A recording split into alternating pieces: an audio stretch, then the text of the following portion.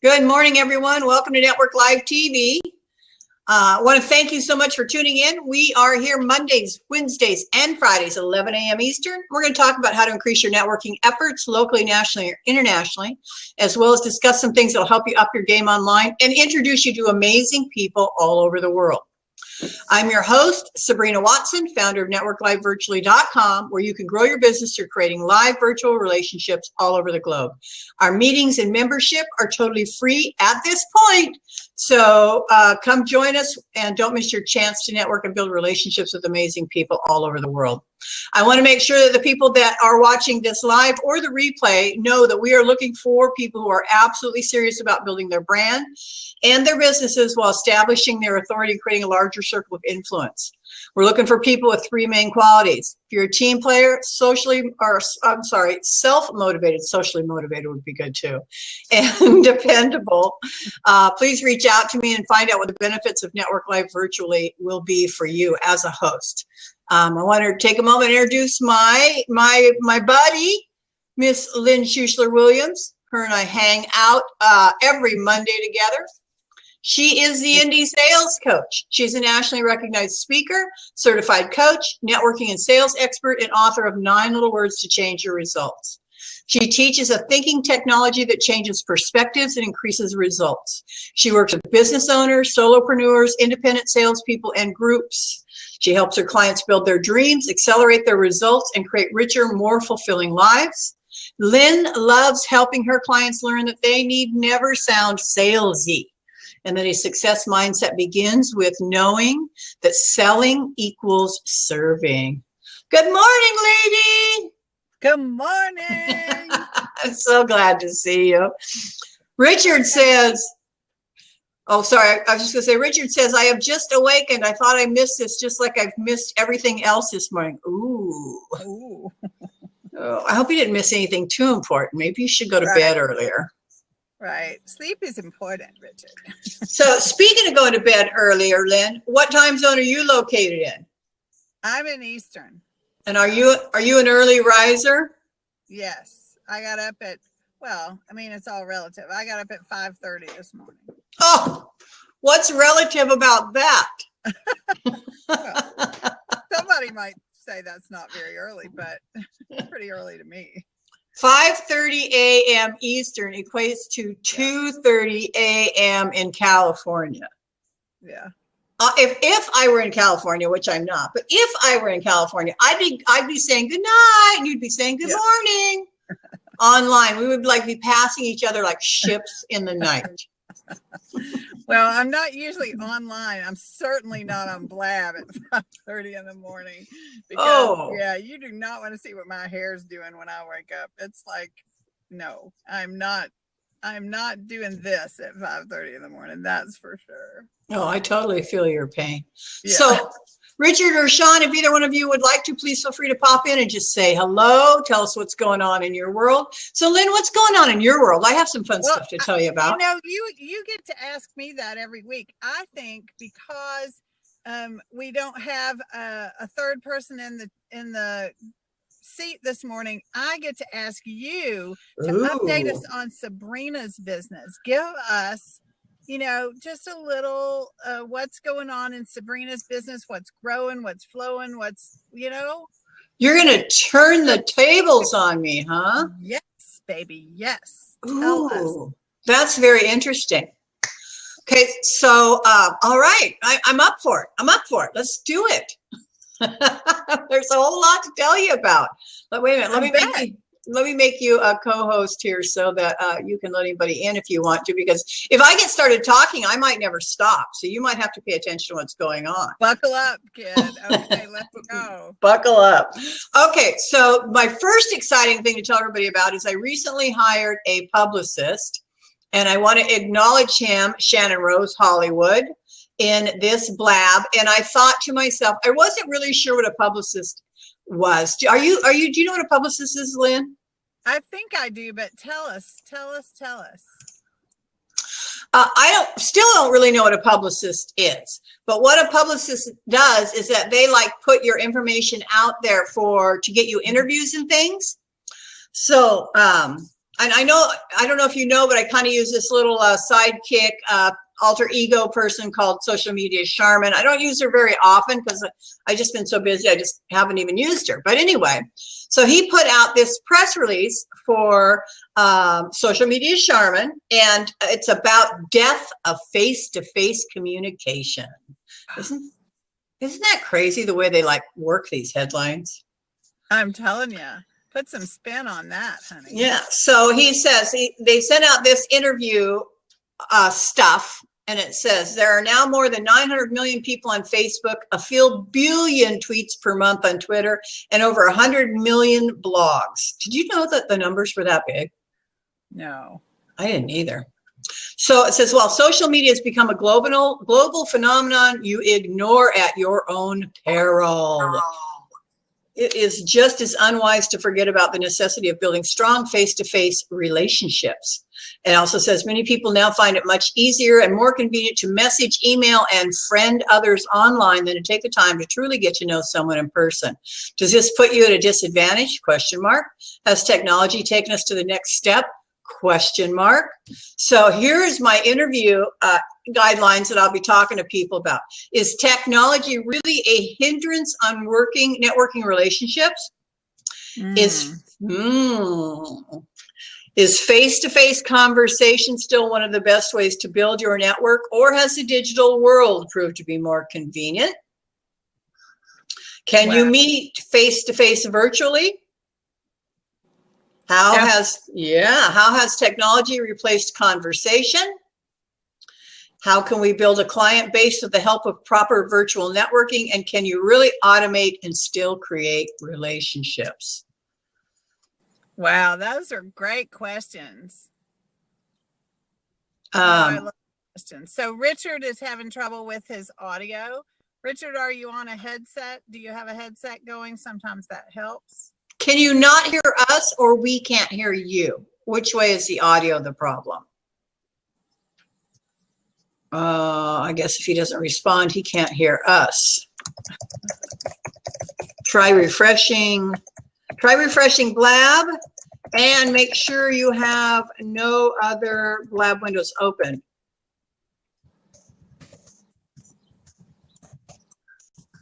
And the other thing, Richard, is just to step back out of that seat and come back in too. Yep.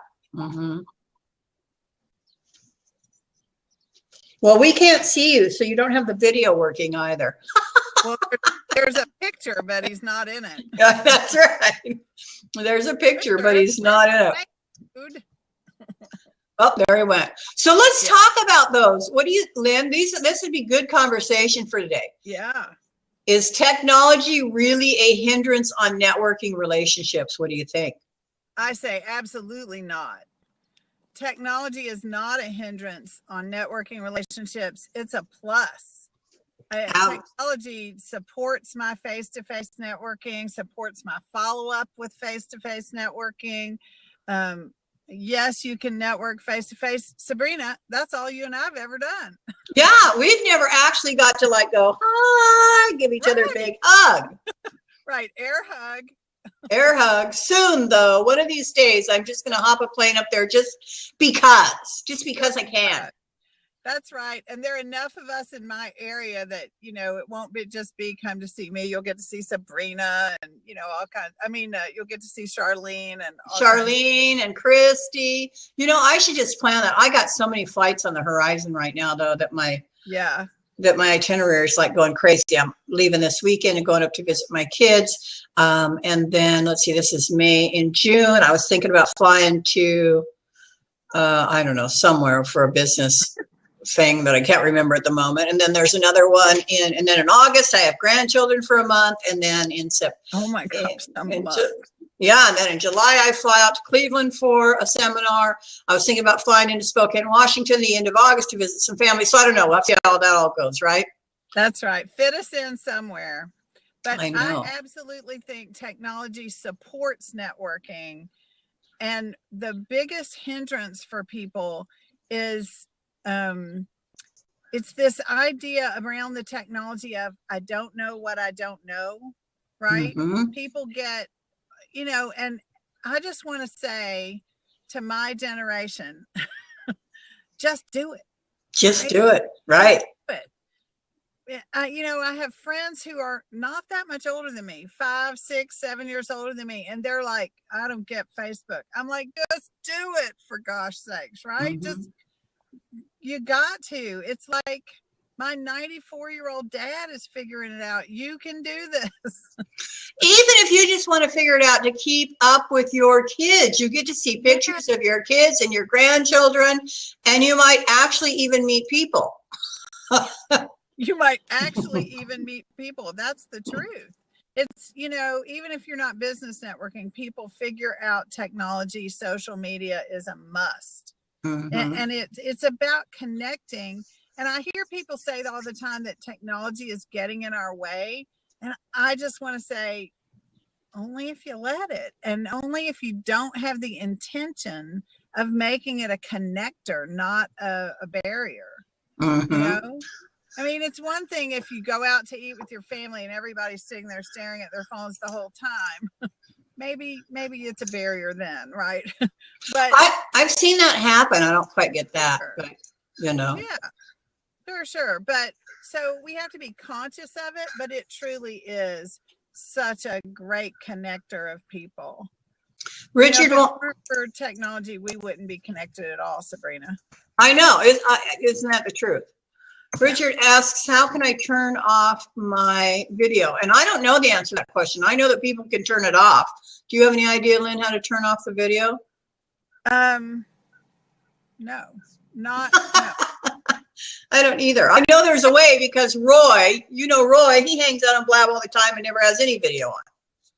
Well, and the reason I hesitated when I answered was I had this, I had to think, what platform are we on? Are we on Zoom or are we on Blab? No, we're on Blab. Zoom, I do know how to turn the video off, but on Blab, I don't. No, we knew what you were referring to, Richard. I don't know how to turn off the camera on Blab. I guess you could just turn off the camera internally in your computer, but I'm just guessing on that. I really don't know. Or put a Post-it note over the camera. There's always that. There we go. Oh, and now we've got sound. I hear Richard. Yep. I'm here. Welcome. What's going on? Well, I had an interview this morning online, Mhm. and I completely messed up and missed the interview. Uh-oh. I'm prepping for a medical procedure, and the exhaustion got the better of me. I slept completely through it, woke up maybe 15 minutes ago. Uh-oh. I'm so sorry. Uh-oh. Yeah, me too. Well, I'm prepping for an interview too, so we're talking about my prep for that today. Okay. So let's go on to the next one, Ms. Lynn. Is face-to-face conversation still one of the best ways to build your network, or has the digital world proved to be more convenient? What do you guys think? Well, there's some convenience to it, definitely, but people still believe that nothing replaces face-to-face. I hear that all the time. But I do think that people who haven't done this face-to-face, Mhm. this is face-to-face, Sabrina. I mean, this is even closer because I've been in your home. You've been in my car, Mhm. right? Do you see what I mean? Like, this is face-to-face too. So I think the question is almost out of date. Right. I Absolutely. don't realize that. Mm-hmm. What do you think, Richard? So let me ask you the question one more time. Is face-to-face conversation still one of the best ways to build your network, or has the digital world proved to be more convenient? What do you think, Richard? I think yes. Both. And the reason I say that is all I've done for years has been the physical face-to-face. Mm-hmm. And I've gotten to where when I do my intro of myself, like if I'm at a business meeting and we're doing our version of speed dating, Right. we each get 2 minutes to introduce ourselves.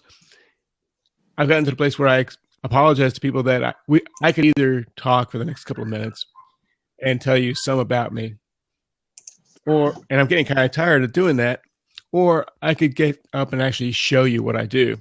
So I do a 2-minute demonstration of what I do. And in the process, I teach somebody how to prevent an abduction. Which is That really more usually- important. Right. Well, it's definitely a whole lot more fun.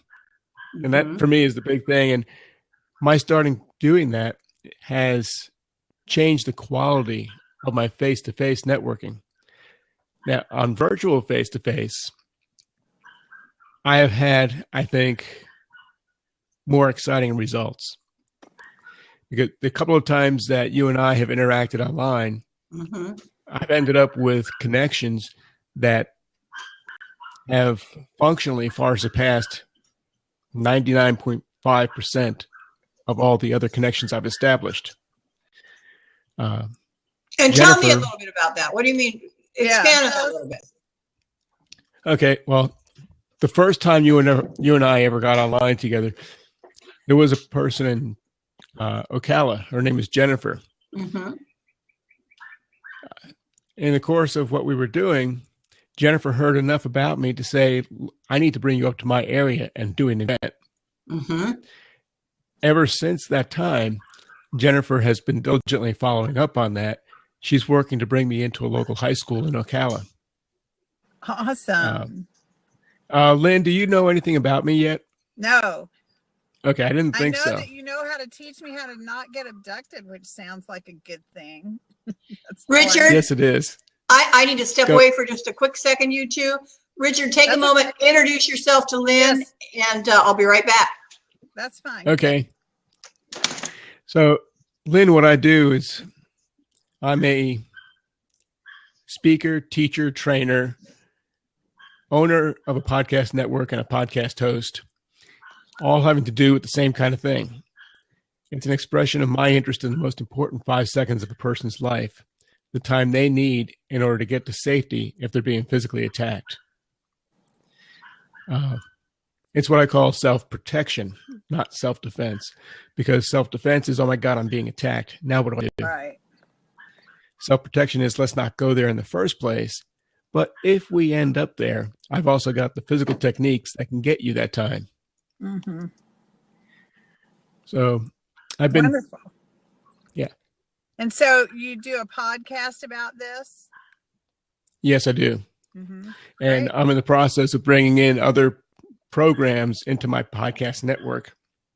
Right now it's a network of one, but I've got 4 other podcasts that I'm trying to bring online. After that, I'm hoping to attract others who are podcasting in my sphere, which is self-defense, self-protection, whether it be using your hands or using guns. Uh-huh. I'm a third degree black belt in karate and certified by the NRA as a firearms instructor. Awesome. So feel free to put the links to your podcast or whatever in the chat, Richard, so that everybody can see it, and say them out loud so they'll be on the recording as well. How can we find you? Okay. Starting backwards, the podcast is Self-Protection Essentials, which, by the way, I host on Podbean. And if anybody's interested in starting up their podcasting, I can get them a free month on Podbean. Awesome. My email address, the easiest one to reach me through would be info@selfprotectionconcepts.com. I don't really have a problem giving my phone number out, because if you do a Google of my name, you'll find my phone number immediately. Right. Boy, So ain't it's that the 81 truth, right? Yes. So it's 813-597-8652. I'm located in the Tampa area of Florida, and my material, currently, I don't have a video of it. I'm in the process of making 2 videos now, which I hope to have at least, well, one of them will be done sometime in the next week and a half. The other one will be done hopefully before the end of the month. Awesome. Mm-hmm. So Awesome. I'll go ahead and I'll post that in the chat as well. Yeah. Yeah, definitely do. All right. Definitely do. I'm So gonna move- everybody will be able to find you. I'm going to move on to this next item so I can get both of your opinions on this. And you kind of actually, Lynn kind of already answered this, but I'm going to expand on it a little bit, or I want you guys to expand on it a little bit. Can you meet face-to-face virtually? Most definitely. Gosh, yes. And this is one of the ways we do that, obviously, virtual networking, and then on a blab. And then Sabrina, let's talk about the virtual networking live sessions that are hosted over in the Zoom platform, and that we have wonderful meetings every week, several of them with different hosts and different topics. Sabrina, talk about that, because that's a great way for people to meet, and it's an opportunity that not enough people know is out there. So when we talk about can you meet face-to-face virtually, as Lynn says, yes, absolutely you can. And there are actually a variety of ways. Now, Periscope, for example, is not face-to-face. That is more of a presentation and people putting out there what they want to put out there. But you've got a number of platforms. We've got Blab, where we can get up to 4 people. We've got Skype, where people can meet face-to-face. The platform is not as stable as it could be, but it works. There's a product called Zoom, where you can have up to 50 people in a room, and everybody in the room can be live with video and audio. So they are live on camera. And that's one of the things that we have expanded on or expounded on at Network Live Virtually, is we have taken the Zoom platform to create virtual networking groups with people that are attending from as many as 12 different countries all over the world. So it gives you the opportunity to be live on video and audio. So even though you are doing that 2-minute pitch, like you would do at a local event, you still have, you still get to see people. So you know what I look like. You know I wear glasses. You know I have blonde hair. You know, you're in my house, as you were saying, Lynn. You're in my house, right? And we still get the opportunity to exchange contact information. That we have a chat box there for that, and we can exchange contact information. So, yeah, I mean, Brooke's just knocking them dead. I put her event registration in the chat box for today for anybody who's watching. She is on Mondays at 4 p.m. Eastern. She's just killing them, Lynn. She's getting great attendance. She's getting great presenters. Her people are just, there's always a 20-minute presentation like there would be with any other networking group, and contact information, exchanges, and she's just killing it. It's been awesome. That's great. I love Brooke. She's wonderful. So now I want to ask you guys, how has technology replaced conversation, or has it? Wow.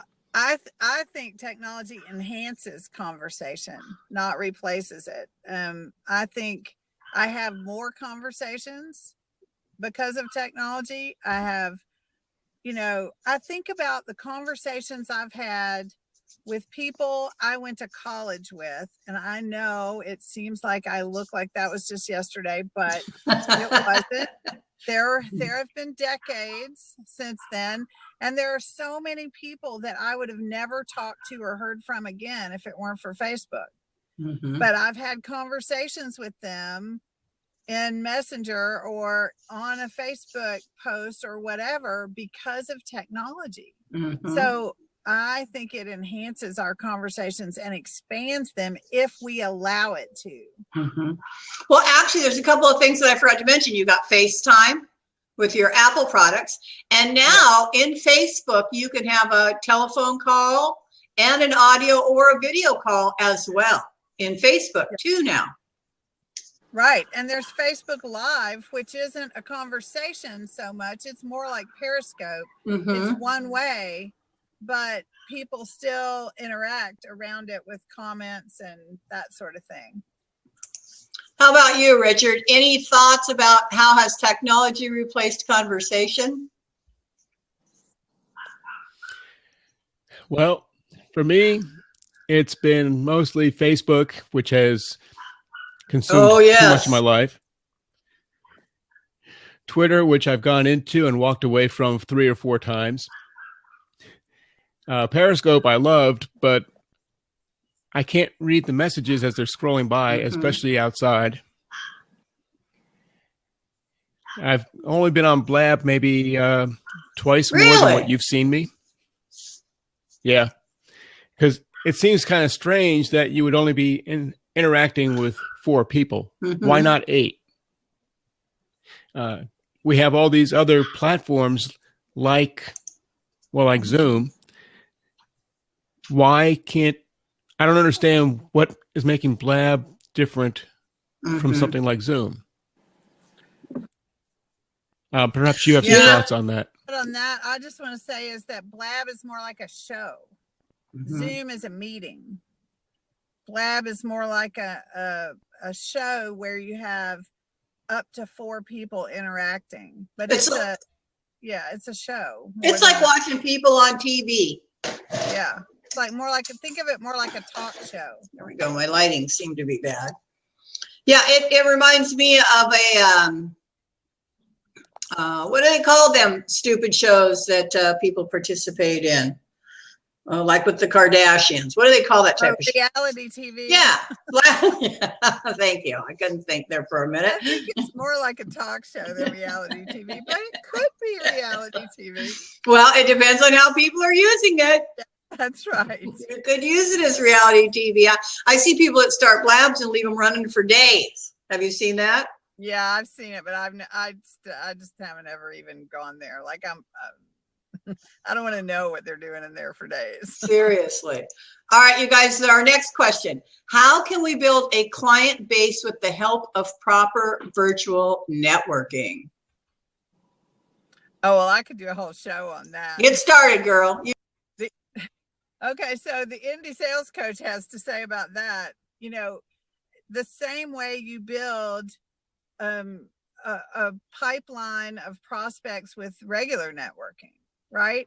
It's meeting people, it's following up. That's the biggest thing people don't do with networking is following up. So it's building relationships. It's all the ways that people meet in normal networking to build their business apply to virtual networking as well. So be generous is my first rule of all networking. Show up and find out what you can do to help people.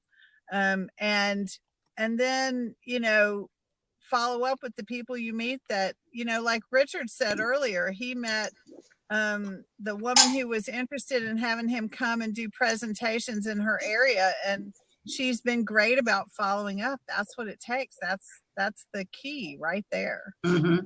And I think that's so much where you and your techniques and the kind of thing you do, Lynn, comes into play, because you can literally do all of that online exactly in the same way that you would do it in person, right? I mean, we can conduct a TV show, we can conduct a meeting, we can conduct training, we can just reach out and connect, have a one-on-one conversation or a one-on-one meeting. We can share our experiences, we can share our good times. I mean, there's not really anything that you cannot do online outside of just the physical touch, right? Right. Absolutely. And all the principles of good networking in person apply to virtual networking. And all yes. Practices, about be generous and follow up and, do what you say you're going to do and show up on time. And all of those same principles that make you a good networker face-to-face make you a good virtual networker too. Thoughts, Richard? The question was, how can we build a client base with the help of proper virtual networking?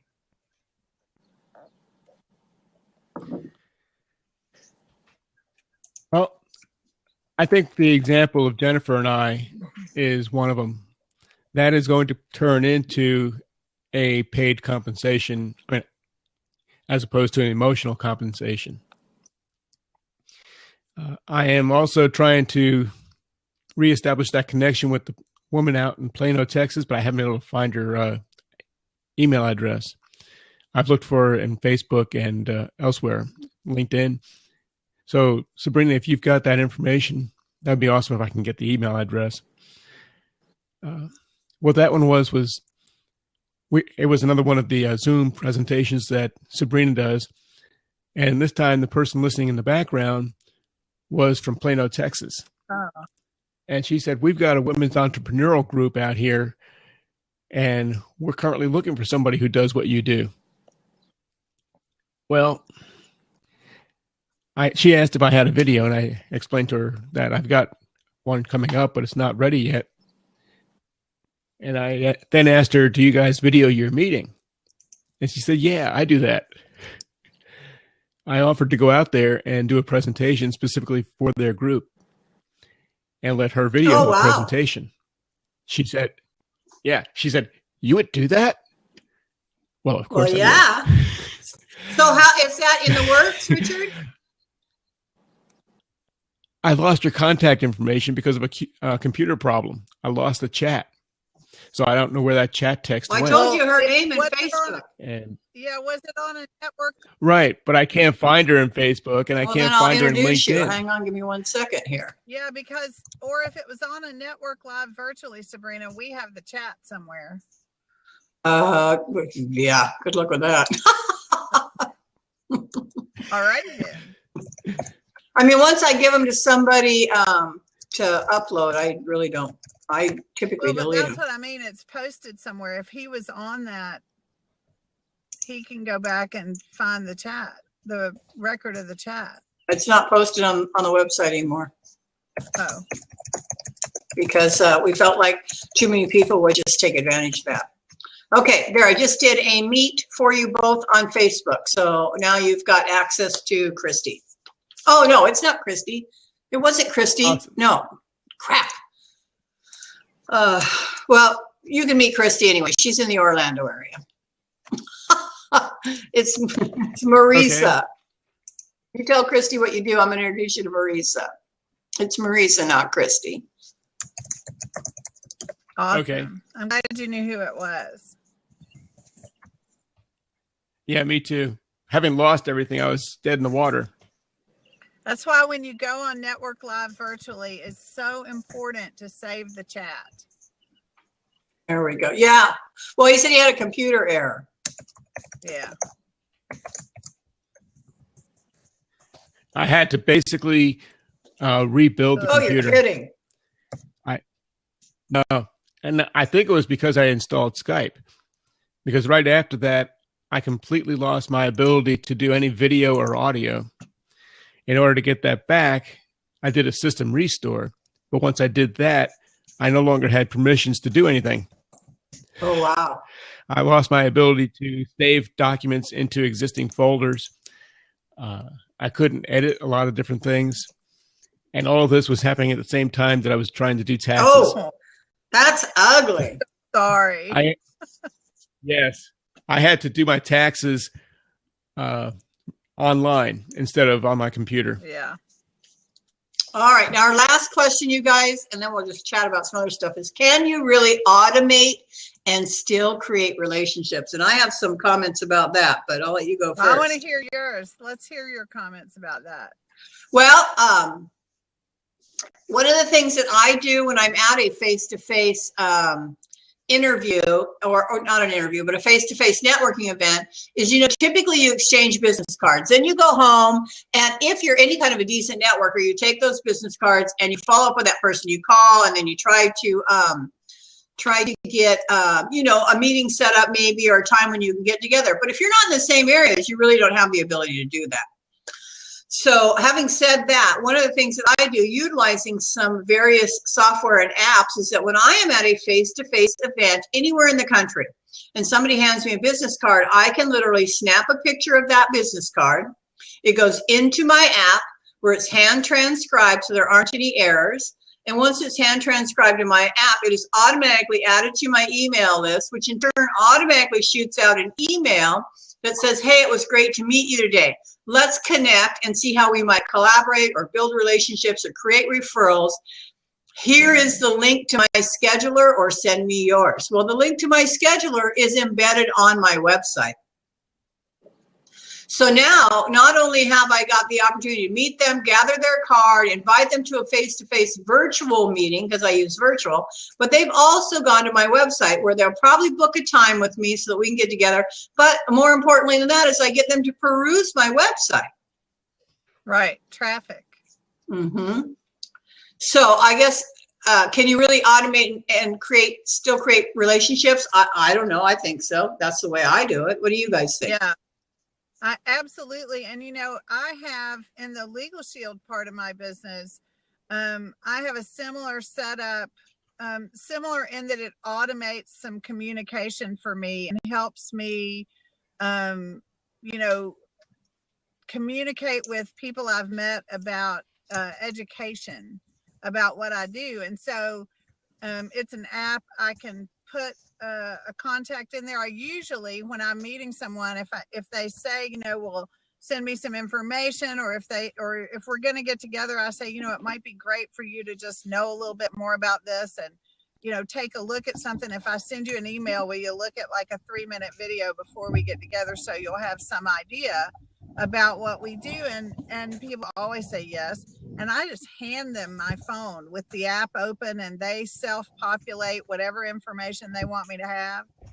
And it sends them an opt-in email, and then it sends them automatically based on which of my pre-done campaigns I put them in, information about what we do. And so it's a great way to automate the information part. It doesn't mean that's all you do. You still build the relationship, you still make the appointments, you still do whatever, but it's a great way. And it's an email drip campaign. So it allows them to opt in and opt out the way anyone would, but it also allows me to see when they've looked at the information. It gives me that feedback. So yeah, I think you can definitely automate, and you have to. In this day and age, you can't keep up with all the people you meet otherwise.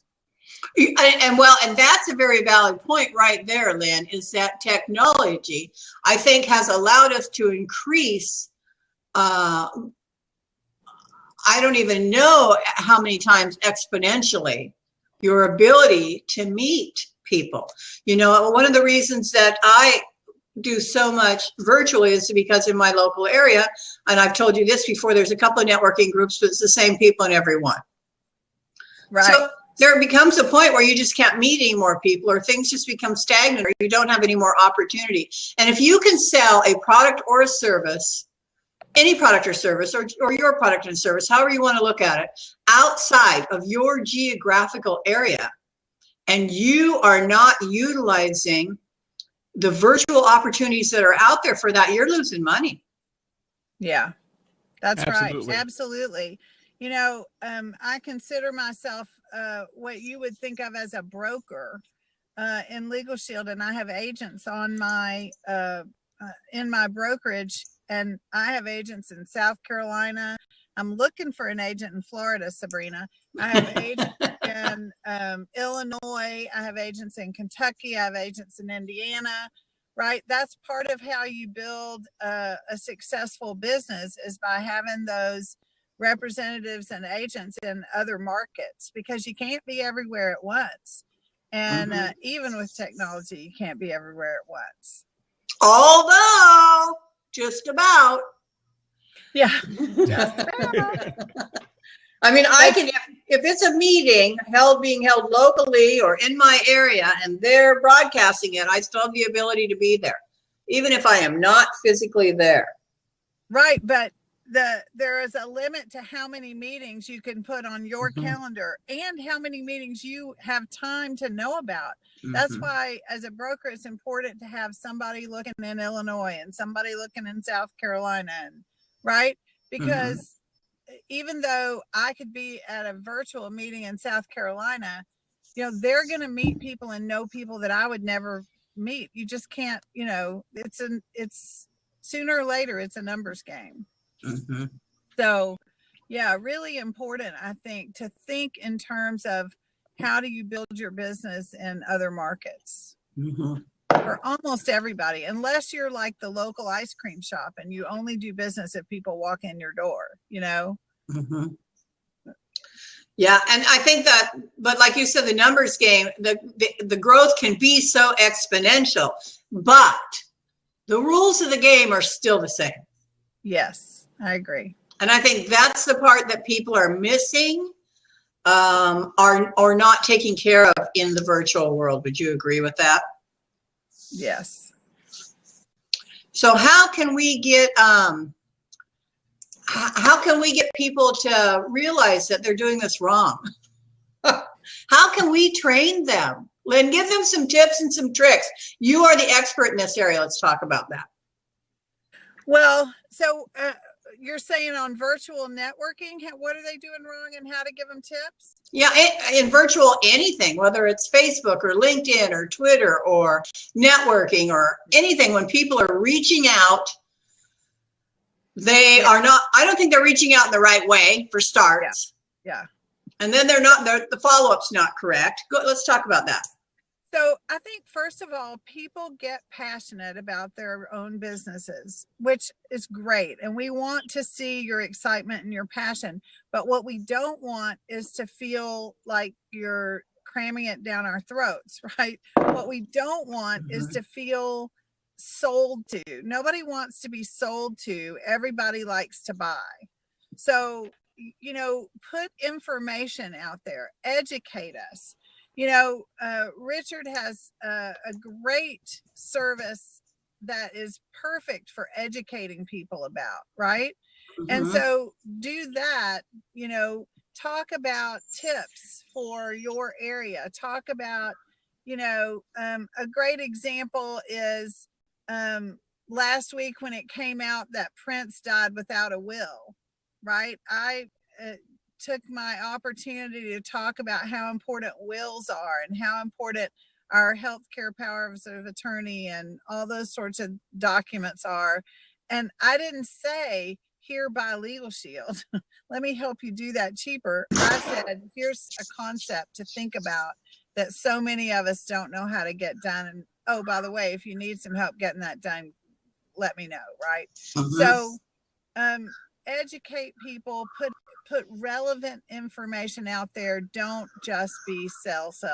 That would be, I'd say, the number one tip to building relationships and not pushing people away on social media. And you know, another thing is typically you'll find that if anybody, even on a virtual setting, whether it's virtual networking or whether it's a social media platform, if they get a hold of your email list, they will typically add you to their God, I can't think here, their email funnel. But I am fine with that. I am okay with that, Lynn, with people adding me to their email funnel. But don't just add me to your funnel and then flit away like I'm not important except in your funnel. Because if you haven't reached out in any other way but your email funnel, I'm gonna cut you off. Boom, done. Bye bye. Yeah. I don't add people to my email list at all without their permission, without expressly saying, Sabrina, honey, would it be okay with you if I sent you some information? And let me be 100% clear, you're going to need to opt in because I'm not going to send you information that you haven't opted in for. And so I'll send you an opt-in email and, you know, if that's good for you, then, you know, please opt in, but absolutely not going to send you information on my list without your express permission. I just don't do it. What about you, Richard? Do you have an email opt-in or an email list? And when you meet people virtually, do you automatically put them on your list? I do have a contact section in my website. And my thought is that if you send me a contact, that I can reply back to you at some time in the future. So from that perspective, I do. From the perspective of if you don't have an opt-in, you can end up on a very bad side of the internet really fast if you don't have an opt-in. Because you start sending emails to people that didn't ask for them. If one or two of them complain, there's a organization within the internet that monitors that stuff, they blackball you. Now, all of a sudden, your website and all the other virtual things about you have either a black mark or a ban. So you have to do the opt-in. I've been told that if you're doing it for a commercial reason, you have to do a double opt-in. If you want this product, go to this other location and indicate to me that you want it. And then once you indicate that you want it, you go to another page where, okay, if you're sure, give me your email address and I'll send you the link. If you don't do that, then you run the risk of people complaining that you're sending them stuff that they don't want. And that's actually calculated. There's percentage. There is a algorithm for that. So yeah, you can get yourself in some trouble if you aren't careful. And I once talked to somebody about that and said, well, how can you continue to sell an email list if it's illegal to use them? And people are like, well, it's not illegal to sell them. There you go. There's the answer to that question. Yeah, just like the telemarketers that I can't get rid of. But for some of us, that stuff is a little bit more challenging than others. I don't know if I've mentioned this before, but I sometimes present myself as a recovering programmer, like a recovering alcoholic. A recovering I'm a recovering programmer. Because I spent about 30 years in IT, 25 of which was developing software, the last 15 of which was creating 95% of the mission critical software for one company. Wow. And I got so burnt out on that what I'm doing now is kind of like, I'll never give this up, what I'm doing now, for two reasons. One, I enjoy it way too much. For the other, I make such a huge impact on people's lives directly as opposed to indirectly. Wonderful. You just said the recipe for a successful business. I have way too much fun doing it, and I make such a big impact on people's lives. That's just beautiful right there. Oh my God. The recipe for a successful business is that you love doing it and that you make a huge impact on people's lives. Yeah. Absolutely. That's pretty cool stuff. Yes. Now I need some virtual people to come along and make my virtual life something that doesn't disappear. How would your virtual life disappear? By not having revenue. By not doing follow-up correctly. That's right. I made lots of contacts, and sometimes technology will come along and do nasty things to you, like it did with me with the young lady out in Texas. Right, where you lost your... And then, yes. And then also there's the human factor where I have great intentions, but sometimes lousy follow-through. Welcome to being human in the business world. That's right. I think that follow through is really important. Yeah. Oh, it is. I like to say the fortune's in the follow up. So gotta do it. Gotta find a way to I have a mastermind group that I work with, and we talk about this topic a lot, and we talk about how do we build simple systems, little personal systems to keep us focused. That what we all really want in our business is kind of the experience of clarity, focus, ease, and grace, right? We want to experience our businesses that way. And you got to have that focus enough on the activity to keep it going and get it done. And that's what follow-up is. It's just a particular type of activity that we have to just have enough focus to get done consistently. And that's what our businesses role. Clarity, focus, ease, and grace. Yeah. Can you expound on that a little bit, Lynn? What does that mean to you?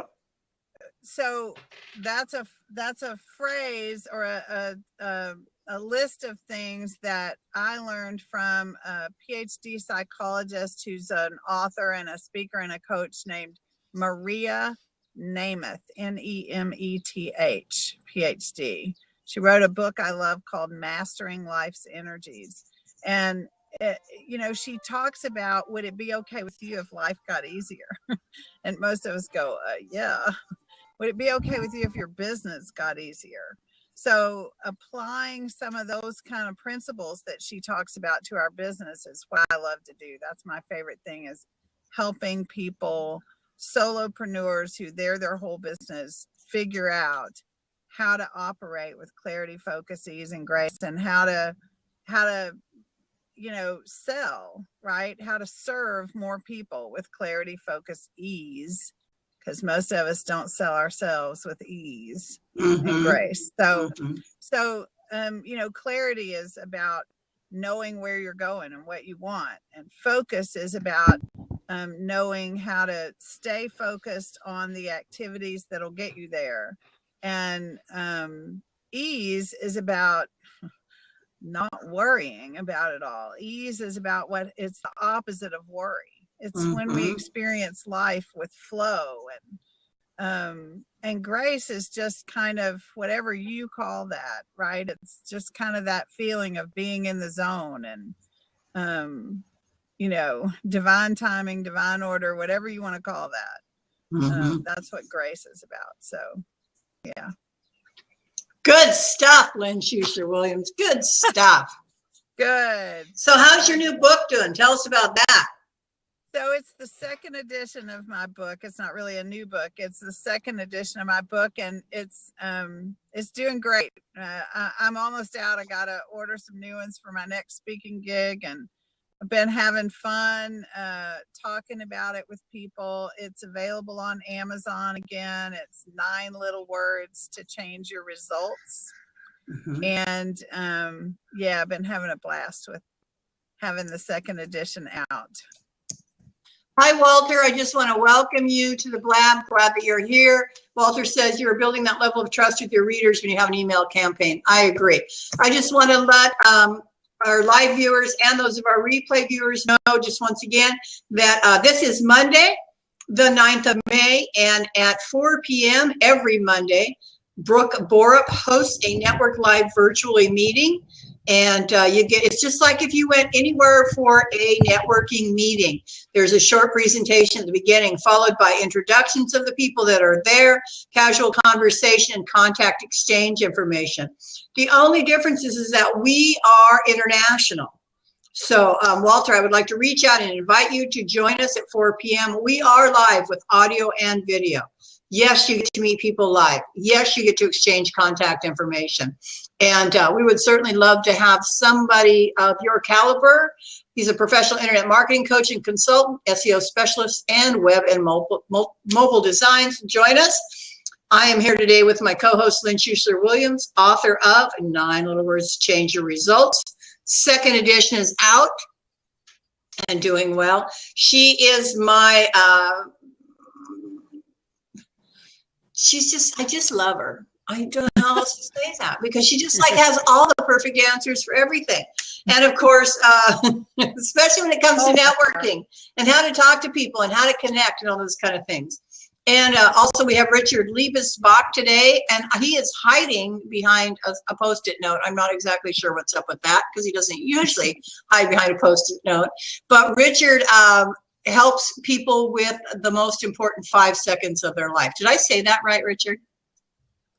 Yes, you did. The most important 5 seconds of their life. Correct. And the reason I'm hiding behind a Post-it note is I'm prepping for a medical procedure, and I am just so totally wasted. I woke up just seconds before this blab started. No so worries, I haven't even had a Richard. chance to wash my face. It's okay not being camera ready. We get it. Yep. Sometimes you're just not camera ready. I have a question for you. Shoot. I think I know the answer, because you just said that Lynn's got a book.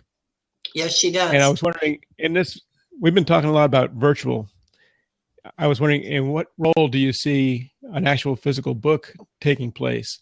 For me, I have one of these little notebooks that you used to have back in grade school with the black covers and stuff. A composition book. That's right. That's it. That's it, a composition book. And I just went into it and cut out a whole bunch of pages of other material so that I could have something with blanks in it. My intention is to go into the books that I've been reading lately and take my underlinings and migrate them into this thing, actually in preparation for making a book of my own. But there's so many good things that I've come across. If I had to go find them again, it's like 15 different books I'd have to scour. I'm going to put them all into this one composition book. So for me, having physical books are great.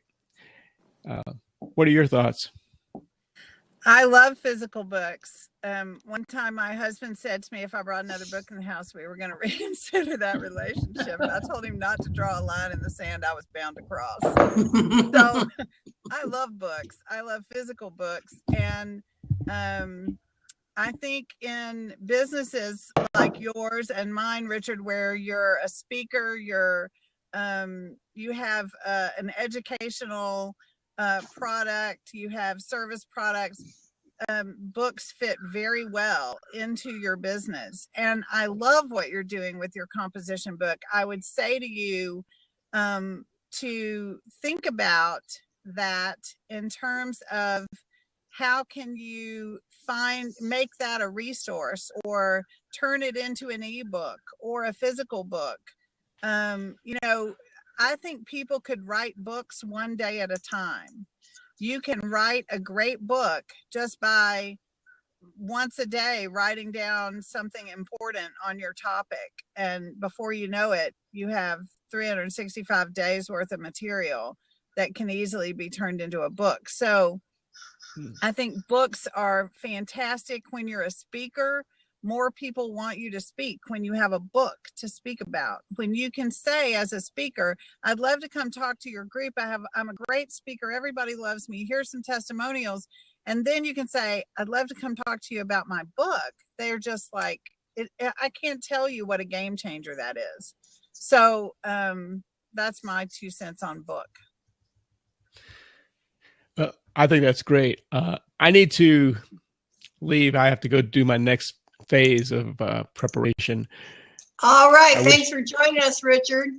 Richard, we'll be holding the perfect thought for your procedure. Yep, holding the perfect thought. And if you'd like to, be sure to share any links in the chat box before you go. Richard Liebesbach is a friend of ours who is interested in the most important 5 seconds of your life. So feel free to reach out to him if you would like to. His information is in the chat box. I want to thank my co-host, Lynn Schuster-Williams, for being here. Author of 9 Little Words to Change Your Results, now in its 2nd edition. And also remind everybody that we are here Monday, Wednesdays, and Fridays at 11 a.m. Eastern. And our goal is to simply introduce you to people from all over the world and invite you to network live with us. Brooke Borup hosts a virtual networking group at 4 p.m. this afternoon. That is 4 p.m. Eastern time. It is virtual live on Zoom. Bring your best smile. We do have live audio and video. You do get to introduce yourself, and you do get to exchange contact information. And you can reach out and find Lynn there where she's posted in the chat box. Thanks, everybody. Have a great day. And we'll see you Wednesday at 11 a.m. Yeah, so maybe I'll see you this afternoon, huh? I